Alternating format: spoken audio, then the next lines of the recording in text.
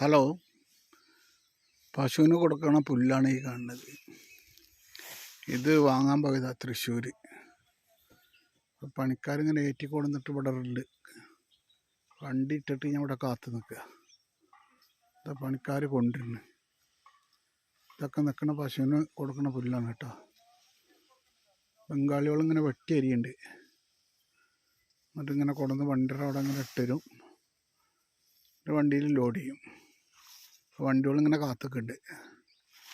ഈ കാണുന്നൊക്കെ അവർക്കുള്ള പുല്ലാണ്. എന്താ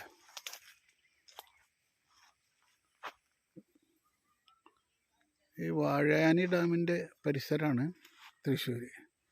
ഇതാണ് അവർക്ക് താമസിക്കാനുള്ള കെട്ടിടം എന്ന് പറയാൻ പറ്റില്ല, പഴയൊരു ഇതാണ്. അതല്ല ഹൈലൈറ്റ്. വേറെ കാണിച്ചു തരാം. അവരുടെ റൂമിൻ്റെ ഉള്ളിൽ ചെന്നിട്ട് കാണിച്ചു തരാം കേട്ടോ.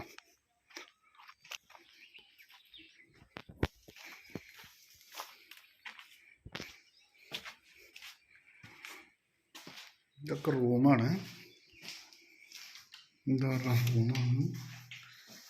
കുറേ മൊബൈലൊക്കെ ചാർജിനിട്ടുണ്ട്. ഇതുണ്ട്. ഇതാണ് ഹൈലൈറ്റ്. നമ്മുടെ നാടും മാറി, ഇപ്പം ഗൾഫായി.